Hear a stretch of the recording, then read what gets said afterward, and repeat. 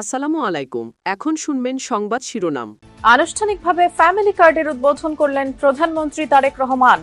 আগামী মাসের মধ্যে কৃষক কার্ড তুলে দেওয়ার আশ্বাস। যুদ্ধ প্রায় শেষের দিকে, কাঙ্ক্ষিত জয়ের অনেকটাই অর্জন করেছে যুক্তরাষ্ট্র, দাবি ট্রাম্পের। অতিরঞ্জিত বলছে ইরান। সংঘাত কমার আভাসে বিশ্ববাজারে নিম্নমুখী তেলের দাম। ঢাকায় পাম্পের বাইরে যানবাহনের দীর্ঘ সারি। ৩.৫ বছরেও রাজধানীর সুপার স্পেশালাইজড হাসপাতালে মিলছে না বিশ্বমানের সেবা। বিএমইউ থেকে আলাদা করে স্বায়ত্তশাসনের দাবি। এতক্ষণ শুনছিলেন সংবাদ শিরোনাম, এবার বিস্তারিত। ফ্যামিলি কার্ড বিতরণের মাধ্যমে দেশের নারী সমাজকে অর্থনৈতিকভাবে স্বাবলম্বী করার অঙ্গীকার করলেন প্রধানমন্ত্রী তারেক রহমান। আজ রাজধানীর কড়াইল সাততলা ভাসানটেক বস্তির নারীদের হাতে এই কার্ড তুলে দিয়ে তিনি বলেছেন, নারীদের ক্ষমতায়ন ছাড়া দেশের প্রকৃত উন্নয়ন সম্ভব নয়। কড়াইল বস্তিতে আয়োজিত এক অনুষ্ঠানে প্রধানমন্ত্রী জানান, পাইলট প্রকল্পের আওতায় প্রাথমিকভাবে ১৫ জন নারীকে কার্ড তুলে দেন তিনি। আগামী ৫ বছরের মধ্যে দেশের ৪ কোটি নারীর কাছে এই ফ্যামিলি কার্ড পৌঁছে দেওয়ার লক্ষ্যমাত্রা নির্ধারণ করেছে সরকার। শুধু তাই নয়, কৃষকদের ভাগ্য উন্নয়নে আগামী মাস থেকেই শুরু হচ্ছে কৃষক কার্ড বিতরণ কার্যক্রম। অনুষ্ঠানে প্রধানমন্ত্রী স্পষ্ট করেন, বৈশ্বিক অস্থিরতা ও মধ্যপ্রাচ্য পরিস্থিতির কারণে কিছু ক্ষেত্রে সময় লাগলেও জনকল্যাণের প্রতিটি প্রতিশ্রুতি বাস্তবায়ন করা হবে। সামাজিক নিরাপত্তা নিশ্চিত করতে মোবাইল ফিনান্সিয়াল সার্ভিসের মাধ্যমে সরাসরি অর্থ সহায়তা পৌঁছে দেওয়ার এই উদ্যোগকে তিনি একটি ঐতিহাসিক পদক্ষেপ হিসেবেই অভিহিত করেন। এ সময় তিনি দেশ গড়ার কাজে সবাইকে ধৈর্য ধরার আহ্বান জানান। প্রাথমিকভাবে দেশের ১৩টি জেলার 15টি ওয়ার্ডের প্রায় ৩৭,৫৬৭ জন এই ফ্যামিলি কার্ডের আওতায় আসছেন। আজকে আমার জন্য যেমন একটি ইমোশনাল দিন, আমি মনে করি আমার সরকার এবং আমার দল বাংলাদেশ জাতীয়তাবাদী দলের জন্য একটি ঐতিহাসিক এবং একটি ইমোশনাল দিন। আজকে আগামী মাসের ভেতরে আমরা বহু কৃষক ভাইদের কাছে আমরা কৃষক কার্ড তুলে দিতে সক্ষম হব ইনশাআল্লাহ। বৈশ্বিক পরিস্থিতির কারণে ক্ষেত্র বিশেষে হয়তো আমাদের কিছু কিছু ক্ষেত্রে সময় বেশি লাগতে পারে প্রতিশ্রুতিগুলো বাস্তবায়নের জন্য। সেজন্যই আজকে আমি সকলকে অনুরোধ করব যে আসুন আমরা ধৈর্যের সাথে সমগ্র পরিস্থিতি মোকাবেলা করি।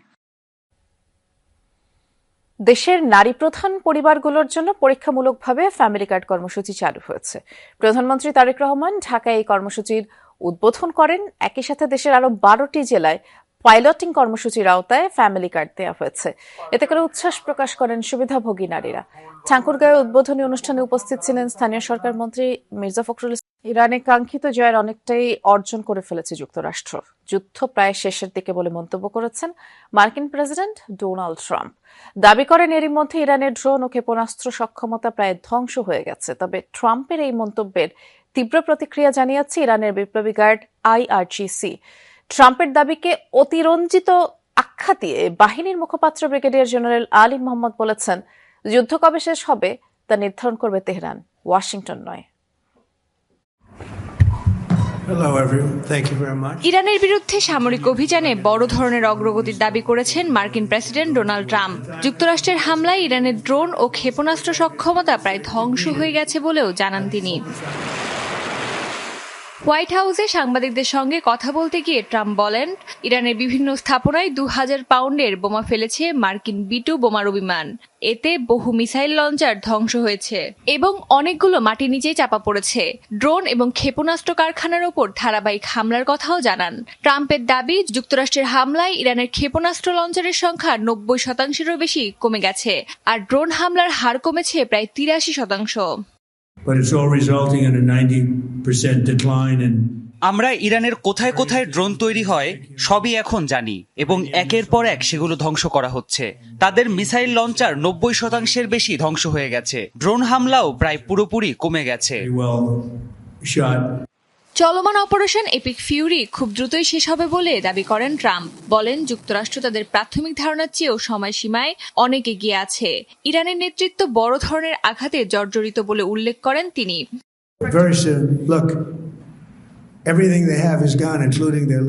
যুদ্ধ প্রায় শেষের দিকে, তাদের সব ধ্বংস হয়ে গেছে। গুরুত্বপূর্ণ সব নেতা। আজও রাজধানীতে জ্বালানি তেলের সংকট রয়েছে। সরবরাহ সংকটে মঙ্গলবার সকালে স্বাভাবিক কার্যক্রম শুরু করতে পারেনি বেশ কয়েকটি পাম্প তেল নিতে এসে ফিরে যেতে দেখা গেছে মোটরসাইকেল ও গাড়ি চালকদের। তবে কার্যক্রম চালু রাখা পাম্পগুলো তেল দিচ্ছে সরকারি নির্দেশনা মেনে। তেজগাঁয়ের ট্রাস্ট ফিলিং স্টেশনে দেখা যায় যানবাহনের দীর্ঘ সারি 1.5 থেকে 2 ঘন্টা অপেক্ষার পর কাঙ্ক্ষিত জ্বালানি মিলছে। চালকরা বলছেন এই ভোগান্তি নিরসনে সরকারকে কার্যকর উদ্যোগ নিতে হবে। কেউ কেউ তেল অবৈধভাবে মজুত করছে বলেও অভিযোগ ছিল তাদের। যদি 300 টাকার তেল দেয় হয়তো আবার 2-3 দিন পরে আবার এসে লাইনে দাঁড়াইতে হবে। তো আমার মতে সরকার জনগণের কথা চিন্তা করে যে তেলের দাম না বাড়ানোর সিদ্ধান্ত নিয়েছে, এটা আমার মনে হয় ভুল।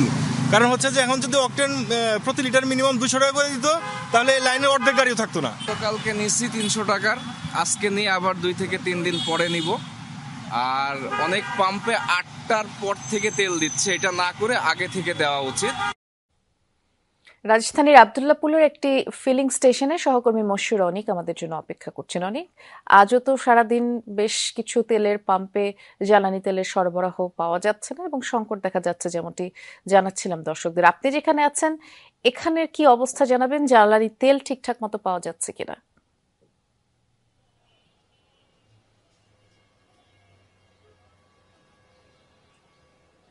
বৃষ্টি, জ্বালানি তেলের প্রসঙ্গ তো বলবো, তার আগে এই যে তপ্ত রোদ, অর্থাৎ রোজার এই সময়টাতে তপ্ত রোদ, সেই রোদের মধ্যে আমাদেরও আসলে হাঁসফাঁস খেতে হচ্ছে যখন আমরা ফিলিং স্টেশনগুলোতে যাচ্ছি এবং গিয়ে বিভিন্ন জায়গায় তো তেল নেই, আমরা দেখতেও পাচ্ছি।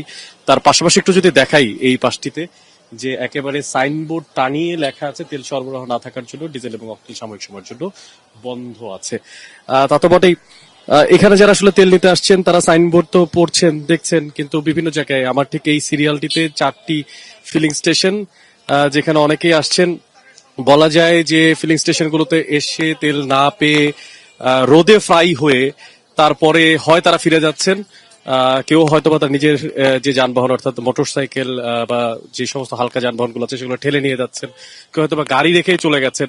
যেমন আমি একটা গাড়ি দেখতে পেয়েছিলাম কিছুক্ষণ আগে, যেটি হচ্ছে তেল না থাকার কারণে তিনি নিয়ে যেতে পারছেন না, অর্থাৎ তিনি রেখে গেছেন আজকে কালকে যখনই তেল আসুক না কেন তেল নিয়ে তারপরে সে গাড়ি স্টার্ট করতে পারবে, এমনটা তিনি বলছিলেন।